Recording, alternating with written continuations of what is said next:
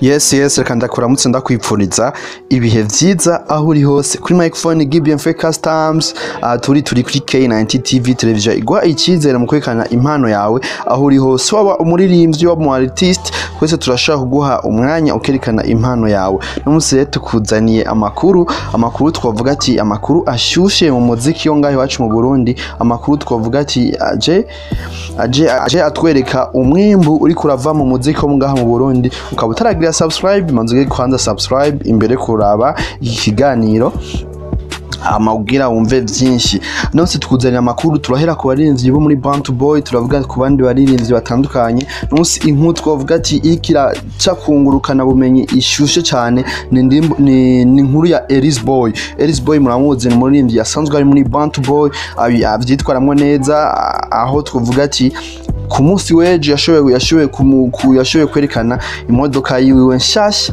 yaguze y'umutonore aratwereka telefone yiwe nshasha yashoboye kugura ni kimwe mu bintu vyerekana yuko umuziki wo ngaho iwacu mu Burundi uri kurazana umwimbu twe turabona abaririnzi batera imbere ku munsi reka tubakanye mushiye kuraba umuduga Ellis Boy yashoboye kugura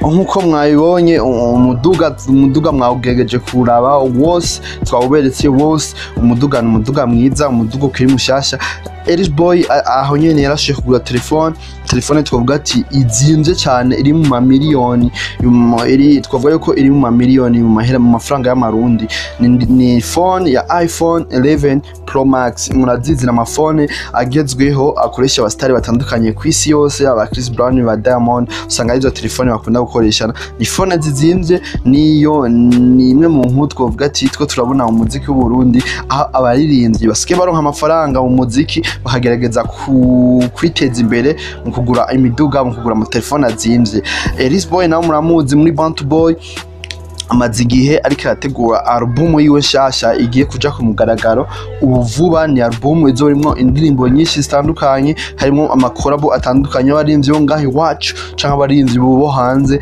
ni nkuru twavuga Ellis Boy kiramuvuga ko cyane aho vuba mu kwezi kwa gatanu nyene canke mu kwezi gukurikira ariho album yiwe izoshobora gusohoka ya album ikaba izobigizwe n'indirimbo zishika kuri 12 muzoshobora kumva yuko Ellis Boy ari umwe mu baririnzi dusenga mu Burundi bazi kwandika mu Kirundi bazi kwandika mu Giswahili bazi kurimba mu midiho myinshi itandukanye ni umwe mu baririnzi twavuga ati bafise impano abandi bose badafise twarashiye kubona yandika indirimbo zitandukanye murazi niwe yashiye kwandika ijya ndirimbo Sugwa ya Bantu Boy murazi kuntu yagira abahiti murazi kuntu yagiye iravuga ko amajambo menshi Ellis Boy nawe ni umwe mu baririnzi tugiye kubona uyu mwaka batuzaniye album yiwe nshasha mwitege yuko izoba igizwe n'indirimbo ziryoshe n'indirimbo zizoba zifise ubutumwa bugenewe abakunzi b'umuziki w'u Burundi canke kwisi yose uyindi nkuru twashaka kubazanira ni inkuru ya Big Fizzo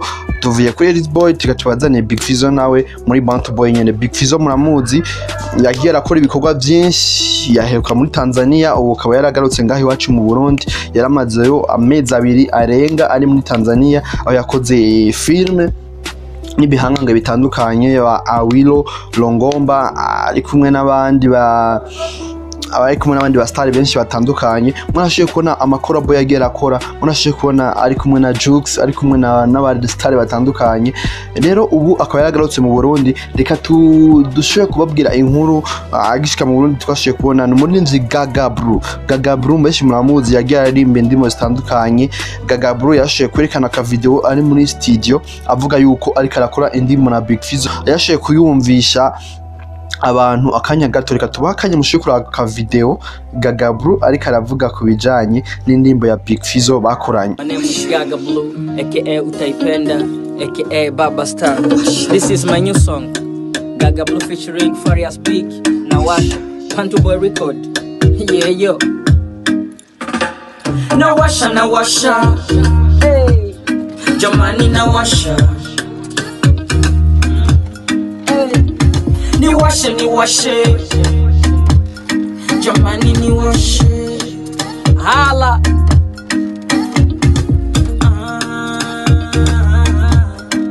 washa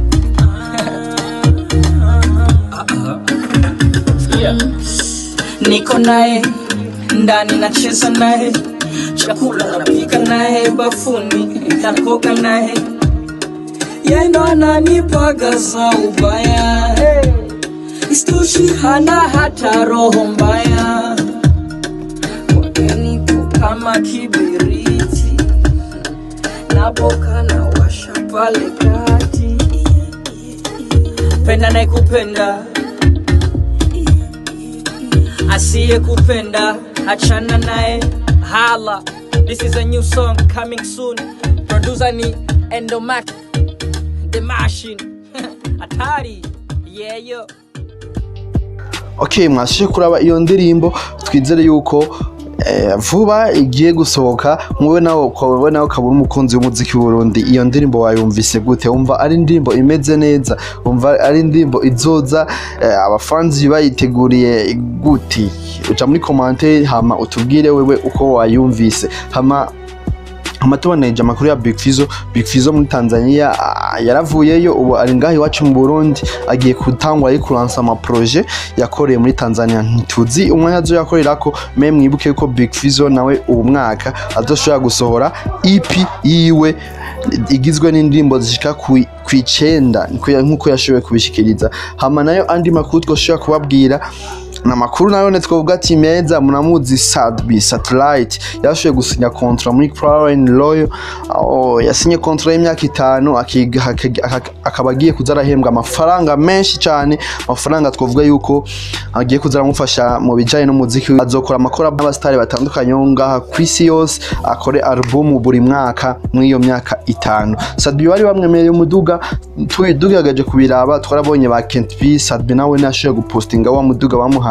Ni umuduga mwiza, umuduga uri muri marque ya bien, umuduga umeze fresh nkuko muri kubona ku mafoto. Umuduga mwiza vraiment bashoye kumuha. Sadbi nawe aravuga yuko ubu rero mwitegerero ibikorwa bigiye kuza vuba, nkuko yavyivugiye, yagera avuga ati buri inyuma y'amezi 3 tugiye kuza turabaha indirimbo imeze fresh y'abakorabo canke indirimbo ari wenyene.